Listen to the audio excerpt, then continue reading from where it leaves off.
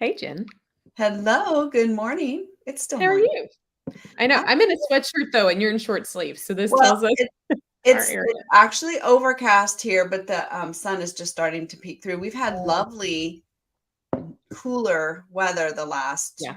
couple weeks, which has been really nice, but we're going to be up to 100 again this weekend. So Fall is upon us, and yet it's it's not. never in No. California towards the end of October. I always, as a kid, I remember like trick or treating, you would get chilly, like trick or Yeah. treating, Yes. but you could still wear a costume without a coat. Unlike when we lived in the Midwest and usually had to put a coat over your costume and then it was Yes. so silly. But Yes. um Right. but yeah, usually you we don't even think about it until after Halloween and then it starts to get cool. So fall No, starts I in know. November. Or December or whatever, whenever it Well, shows up. and I remember, as a teenager and young adult, looking through the fashion magazines, and they'd have all these really cute fall, like, wool skirts and tights and boots and sweaters, and I'm like, oh, I'm I roasting. want I could one. never wear that stuff in the fall. That's winter clothes. Fall is the best, by the way. It's my favorite season. Fall and So spring, I like the in-betweens, the transitions. Yes, it is very beautiful. And so today I woke up and I'm like, I'm going to wear my sweatshirt that says, "Wake up and be possum" for cats with my cat mug today. I Like, we're love going it. to try to get positive cat energy in this house, even though it's Yes, been crazy. It's been I have crazy. I have one sleeping right here in the window. Pippin is so funny. She will, um, if I'm not in the office, like Yeah. on Monday, because it was a holiday, so I took my sweet time getting into the office. Yeah. She runs around the living room and runs in here like, Mom, it's morning. You need to get to work. Get in the office. You need to work. Like, get She's in. What are worried you she's not going to have doing? enough cat food or what. Ugh. She's like, you need to come work, Mom. And by the Oreos time you like get that to up the here. office Yeah, they like during run. the day, she gets upset. She comes out and she meows like, where did you go? You're supposed to stay in there.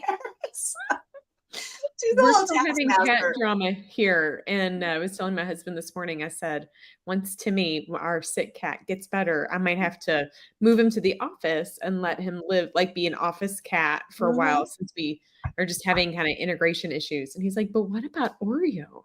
He's your buddy. He's like your coworker." I'm like, "I don't know cats and problems, Cat but personality. This is the office drama we have. Other people have like coworker drama. We have cat cat coworker drama." drama. Like, you never know if they're gonna show up on a meeting or if they're Right. gonna scream and yell or vomit in the middle of it. You just So true. don't know. You just don't know. But that's okay. It keeps you on your toes It keeps and it fun. makes us better for it. That's right.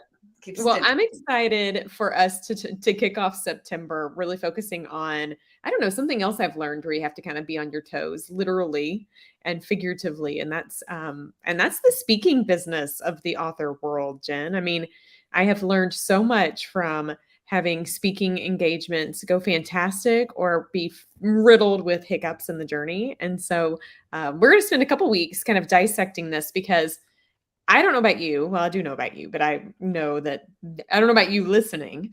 But many people feel like the book is like as a book is all the author has. Like, this is what you got, and this Mhm. is your book and my baby, and I'm going to carry it with me forever, and it's going to be the way that people get my information. But I have just found that it is a beautiful tool for that, but many people want more, and So true. Yes. yeah, And it's a I don't conduit. know if this is true for all industries, but this is conference season for the writing industry. Mhm. The fall is like Mhm. every 2 or 3 weeks, Yeah. I'm gone to another event and some Yep. virtual events too.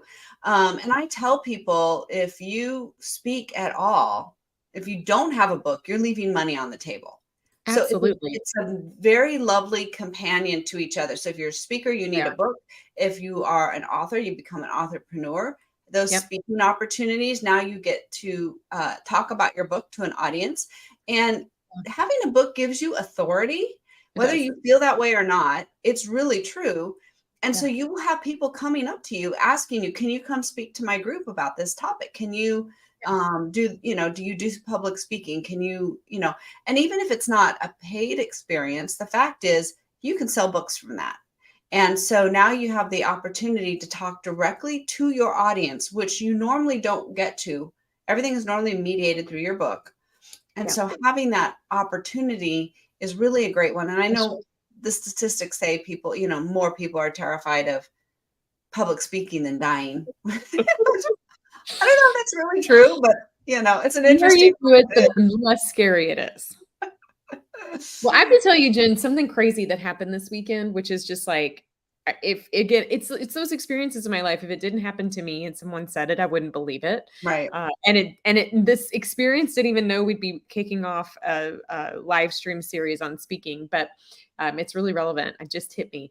I was at church this weekend, and we have a new norm in our world where my husband is teaching and leading in the middle school ministry, and I'm used to leading and teaching, but I'm not right now. And for my children, which is kind of nice. And so we go to church in the morning, and then when my husband goes to do Sunday school, I take the other kids to Sunday school, and then I have like an hour and a half to just exist and do whatever. And so I've made a commitment to myself that that's writing time. And I take my computer. It feels a little weird, Jen, taking my computer to church, but I take it with me to church, and it I sits do in my too. little bag.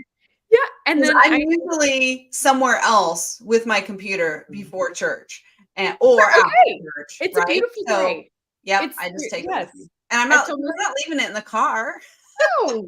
Right. So I bought this little backpack this weekend with my little computer bag. It's really cute. But this is the second weekend I'm doing it. And the first weekend I did it, I was found out my church has a coffee shop. So I was sitting in the coffee shop, but that didn't feel right. Like it felt exposed, and I like exposed in coffee shop noise, but I also wanted like kind of a nook where I could just kind of fall into what I'm writing.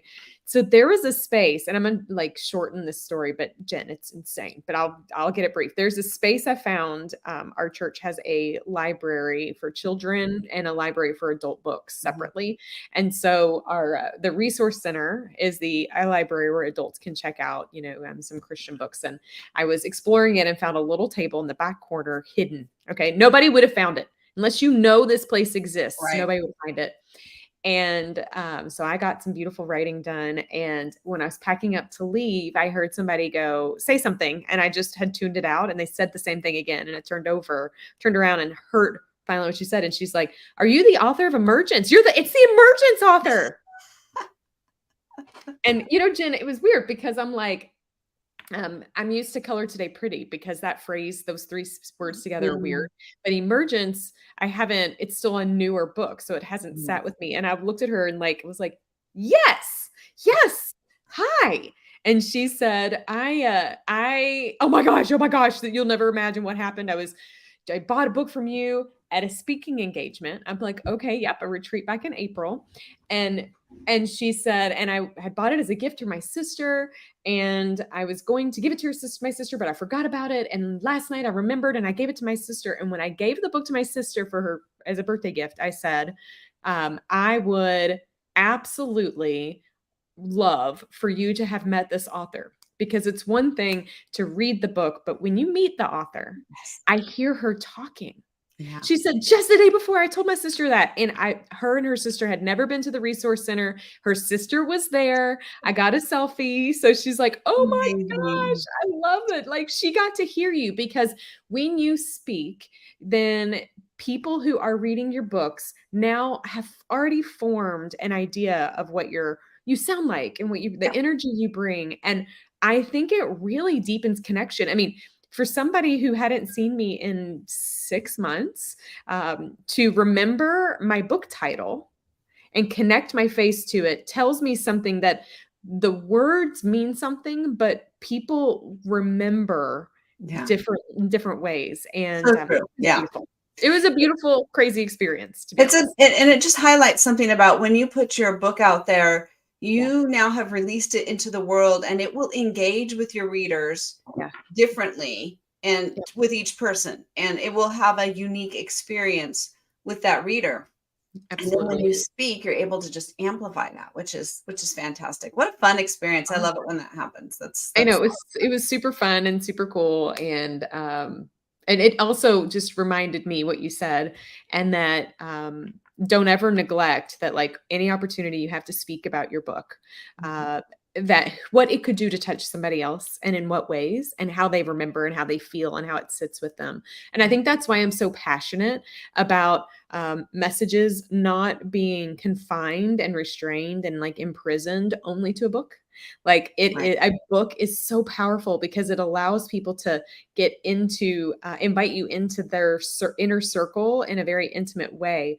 Right. But if we expect the book to only do that, we're missing an opportunity where we can actually connect with people because people learn differently. And so, that is proof of a retreat that I spoke at, but it doesn't mean that you have to, lead retreats. It means you doesn't mean you have to lead conferences, but speaking and lifting your book from the page to the stage, really it means taking the core messages from your book and identifying whatever speaking stage that could be. And Jen, what we do is a speaking stage Right. every week, There's you so know? many opportunities now with Zoom and YouTube and all of those things where people you don't actually have to be present. In fact, at Absolutely. least two, maybe more, can't remember, of my engagements are going to be virtual. Yep. That really ramped up during the pandemic, although I had been doing some of that before to writing groups, all over the country. I think we used Skype one time or something before people knew how to use Zoom. It's like, what's Skype nowadays? Right? I know, poor Skype, they got really left in the dust, didn't they? Like, so Yep. They didn't but they didn't bring their A game when no. COVID hit. So, so yeah, I mean, I think that and obviously the more we're familiar with the technology, the more comfortable people are with it, it gets better, right? So, whatever you do, if it's a new environment for you, do some practice runs, do it with a friend, do whatever so you feel a little more comfortable. I was just listening to John Acuff on I love his it. podcast, All It Takes Is a Goal. Yeah. And he was talking about speaking actually this morning. And he said when he first started out speaking, he would use his phone. He puts his phone in airplane mode so it doesn't ding or anything and sets the timer for the allotted time he has. Because, like he says, if a conference coordinator or event coordinator says you have 30 minutes, you have 30 minutes. You don't have Yeah. 45, you don't No. have 15, you have No. 30 minutes. Right. Like that's the Right. slot they need you to fill. And so Yeah. he would practice and he would actually put on the outfit he was going to wear and just get That's very awesome. comfortable rehearsing till Mhm. it felt like he knew the rhythm and the timing. And then he would look at his, he could see the timer on his phone. Oh, yeah, 15-minute, I should be at this mark. Right. So he had all Mhm. these guideposts. So it felt comfortable. So when he got into a new environment, he was very comfortable with the material because he'd been practicing it so much. It didn't feel as new and scary. And I will say just a thing that I have learned, and I don't know if this applies to everybody Mhm. else, but I used to perform quite a bit when I was younger. I did quite a bit of Mhm. singing and used to sing, and I've recorded on albums and stuff like that. And I whenever learn something new about you all the time, Jen. something I don't really do anymore, but when I would, when you first get on stage, it's Mhm. new and you feel Yeah. nervous, right? And Yeah. that's one of the advantages. They would do a sound check. So sound check is before the event, and they're Yeah. checking the microphones and the sound levels, and you'll hear the check 1, 2, 3, check whatever people do to make sure the mics are working right. Yeah. But what I found that did, and I recommend whenever you're speaking, if you can do a mini sound check ahead of time where you're just up on the stage and you're just getting comfortable with it. It doesn't feel as scary if it's not your first time you've been out there. You can walk Yes. around the stage, you can kind of look out to the audience, you can kind of see where everything is.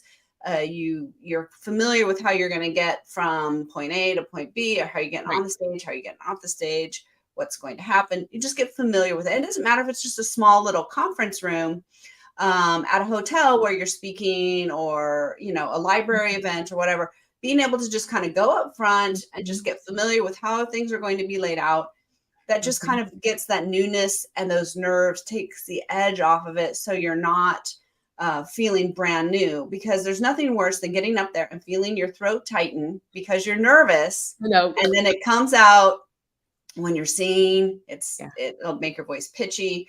If you're Yeah. speaking, it'll get high and tight, and people can know it, and then you feel it, and then you've just reinforced that Yeah. negative cycle because you've noticed that you're nervous, and that makes you more nervous, and it just is a bad cycle. So cut Right. it off at the front by getting up there and Right. feeling comfortable with your environment. Mm. Just doing even just saying a few test sentences so you can see how your voice sounds in the room. so you can Yeah. see, will the people in the back hear me? Just get very comfortable with it. Anything you can do to make it not feel like it's the first time when you get up to speak will do wonders at making you feel better. And the more you do it, the better you get at it. So, Totally. I 100%. find if we're looking at the different ways you can lift your message from the book and invite it to some form of a stage, let's kind of go from the least scary to the more scary. So, podcast guesting is one area that a lot of authors have found really important and helpful in spreading the message. And Jen, if I go back and look at the first podcast I was a guest on to the ones today, like it's probably comical because I didn't know what I needed to know or what I wanted to get across. And I was new at understanding like what my core elevator speech was. But the more you do it, the better you get at it, to the point now when I'm on a podcast as a guest, if the host gives me questions, I'm always like, thank you so much. Like you could do that, or if you, whatever, but I'm totally cool just showing up. I'm going to show up. You ask questions. I know my stuff. And so don't ever neglect the fact that you are the person that wrote the book about it. So Right. you are the expert. Yeah. Nobody else knows. You Yeah. are. Right. Exactly. And I don't remember who said this, but somebody said, if you've read 5 books on a topic, you are more of an expert than like whatever percentage, like 90% of the Right. people, 95, whatever. And so if you just remind yourself, I don't even have to be the world expert on this topic. I Right. just know more than the Right. audience does. And I'm just Yes. helping them. If you Yes. remind yourself that you're helping them, that you have something for them, you're there to serve them, that really Mhm. does help take the nerves down, because now it's not like you're putting on a performance. You will be offering help to the Yeah. people that are listening to you. It makes all the difference in the world, kind of this mental check. I know Mary Ellen has some Yes. comments on there that Yeah, I love it. She's gonna be a podcast next week as a guest, which is awesome. But that voice check tip, Jen, that you were acknowledging, even for being on stage, is important in the podcast space. You want to make right. sure your mic is working, that you Yes. can hear. You don't want the echo. Whatever you can do will not only help you feel more comfortable and confident, but it will also let the podcast host know that you respect their time and their Yes. quality that they need. So I love that, Mary Ellen. You're going to do great. I know it. But I know the more that you do podcast guesting, the better we will get at it. Yes. Just like getting on any other stage, I always tell authors, identify 3 things when you're on a podcast that you want to get across. What are the 3 things? If you get Mhm. nothing else across, what are those 3 things? And it Yes. shouldn't be buy my book, buy my book, buy my book. It should Right. be value. Your book will sell Yeah. if you give value. That's Yeah. really on any.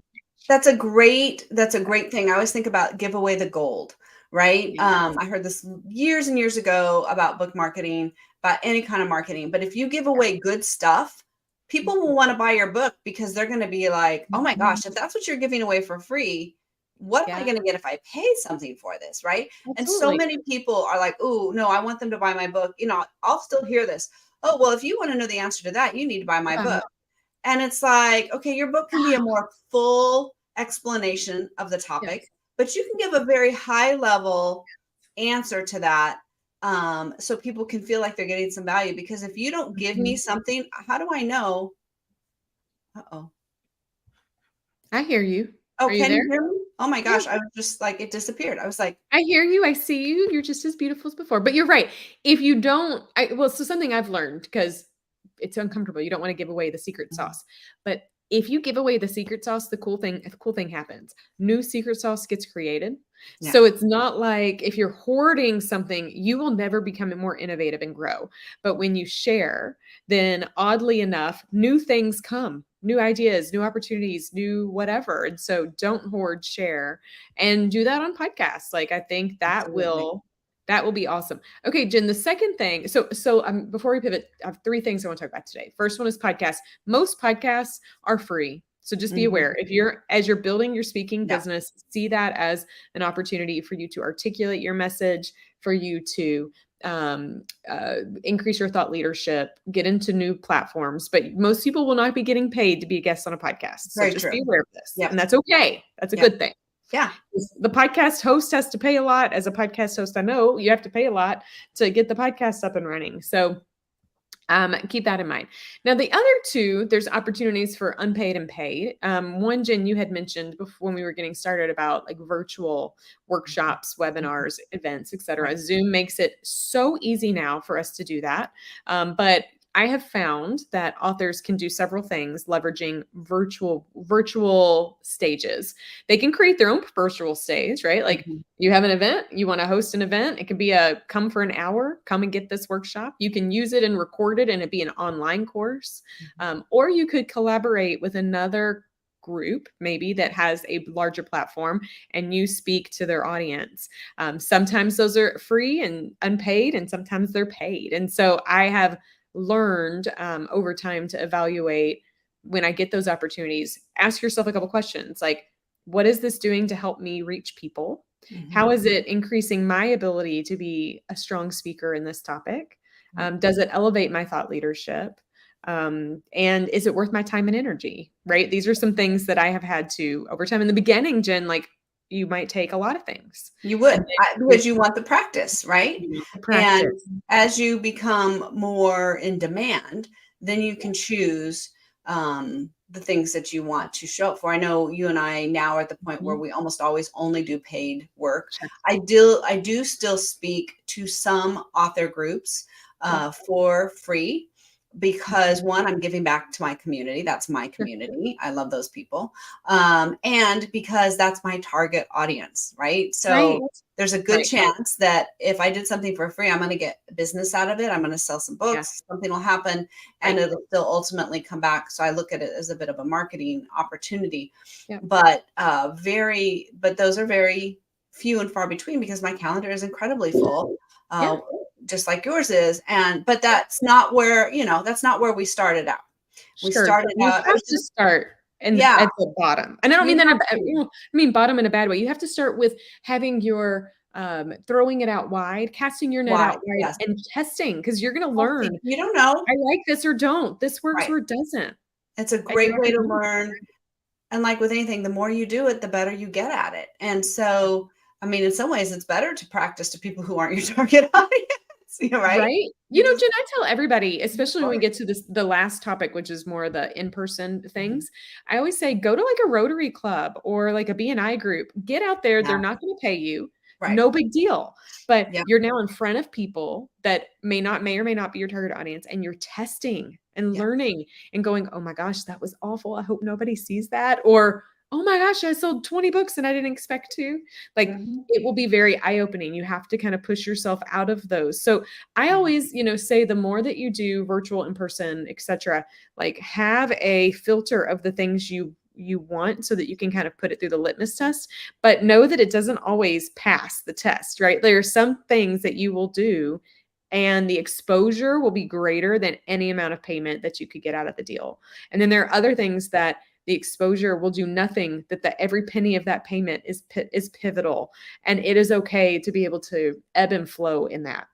yeah, absolutely. And sometimes just having the experience, Yeah. getting comfortable, getting more comfortable with your speech, learning how an audience reacts to certain parts of your message, all of that is Yeah. just really invaluable really for that. And so yeah, I did a lot of business. I was in a networking group locally for a long time, and they rotate Oh. speakers, and Mhm. these are not fiction authors. And so I changed my target to nonfiction, to Deal. business Yep. owners. And I got a lot of practice, and I tried different things out with them because it was a very familiar group, and I got a lot of opportunities, and we only Awesome. had 10 minutes. It was super short. Yeah. Yeah. There's a Those are lot where, harder. 10 yeah, minutes are harder. there's a lot of exploring and all that kind of stuff, and that was great. It was a great experience to test out a lot of different things and just to get really comfortable with Mhm. different messaging and seeing what Mhm. resonated and what doesn't resonate. And yeah, it's a great way. So I would say, especially at the beginning, until you get overwhelmed with Yes. opportunities, say yes Yeah. to a lot of different things Yeah. simply for the experience as you're trying to figure it out. Then just Yeah. quickly do an after action review, whether you just take Yes. a note or something where you say, this went well.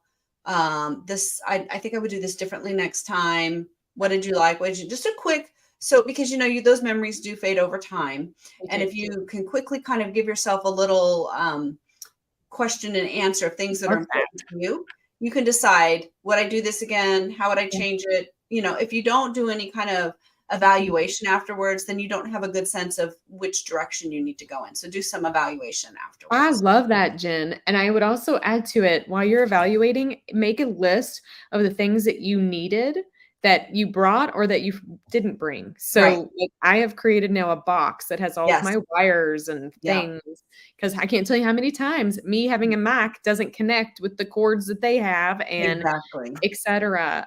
So I think that's awesome. So that way you have that checklist so that when you're preparing for your next speaking engagement, you're focusing on the message and you're not getting hung up on the technical pieces that could hold you back. Mary Ellen just shared that, yeah, when she's done a couple of Rotary and they are really good test grounds. Yep. It's a very forgiving, loving space. Mhm. And they know that they're not paying anybody to be there. They know that. And you will get better. You will Yep. get better. You will learn. People will give you feedback or not. And you will also start to figure out your way. I mean, I look back, Jen, at the first Rotary one that I did years ago, and I'm like, I mean, again, it's embarrassing. And yet, I sold a lot of books and it was great. And if I hadn't done that, I wouldn't have felt comfortable getting on larger stages. And so, Very true. Mary Ellen, kudos to you for doing that. It's awesome. You do learn a lot. You just keep putting yourself out there. You will. Motto this year, Jen, has been do the hard things. I didn't intend it to be that. I haven't put my word of the year. I don't even know, but do the hard things has Yeah. become my motto. And I think it's very relevant when it comes to speaking. If you feel like people need to hear what your book has to say, don't leave it on the page. Like do the hard things. Get out of the comfort zone and try things that that you may would rather jump off a cliff than do. But I know that it will be, it has the potential to really be game changing for you, your book, and your message. Yeah, it's true. It's true. Do hard things. Do hard things. They're not fun, but you'll be better on the other side of it. Well, we're going to keep diving into this topic, get a bit more granular in the coming weeks. But Jen, okay, let's see. Let's pick a topic that goes this. What was one thing that every time you do a speaking engagement, you make sure you bring? Water. Water. That's brilliant. Yes, because there's nothing worse than getting up there and having something in your throat or and it's really nice, even if you kind of lose your way, you can just take a drink while you're looking at your notes or whatever. But having that there, I don't know, we have allergies here, you guys have allergies there. There's nothing like getting up there and then just feeling your throat kind of like get a tickle or something, right? And then you're like, Oh, great. Have water. Even if you don't out. right? Have water. Oh, I love that. I love that. Okay, mine is definitely my adapter for my Mac to the pieces, but I always like to have like a Prezi or something in the background. I'm not a big fan of like having a PowerPoint or like reading from something, but I know people learn in different ways and I need stuff to ground me in my presentations. So I always have my own clicker. And that is really helpful because it allows me to move through stuff very fluidly and without, with ease. And people don't know that. I also bring all of my notes on my Remarkable. So it's not like I'm losing all my pages. I can just, swift through my, my online digital tool. So that way, if I have notes, I can, this is more than one thing. But sometimes, Jen, I also bring my own podium. I have my own podium. That's a new one. I know. You know why? I feel this is a Stephanie thing. I always have props and I need something. I don't want to get somewhere and go, oh my gosh, it's a blank space and there's nowhere for me to put my water or my anything. Right. And I don't always need my little podium. And it's really not a big old podium. It's like a singer's podium thingy. Yeah. What do you call that? Like a music stand. That's a music stand, but it's just enough where I can put my phone, I can put my Remarkable, I have something in the off chance that I need it. That is something over the years I have purchased because I have found when they don't have it, I get a little like freaky deaky over here. Yeah. So, all right, Mary Ellen, she's like page to stage fan. Yay. Okay. Cool. Well, join us next week when we dive a little bit deeper into it. And I think next week we might be talking about the pitch. How do you pitch yourself Mhm. as a paid speaker and land amongst all the opportunities that exist? But Jen, why don't you send us off until next week? Well, authors, you have power, your message has power, and your words have power. So we invite you each week to join us as we take your words and your message to the page and beyond, which could include the stage. Yep. And that's what we're talking about through September. So join us as we're going to talk more about how all of that works together and how you can get your message out there. So have a wonderful week, and we'll see you right back here next week. Bye bye. Bye, guys.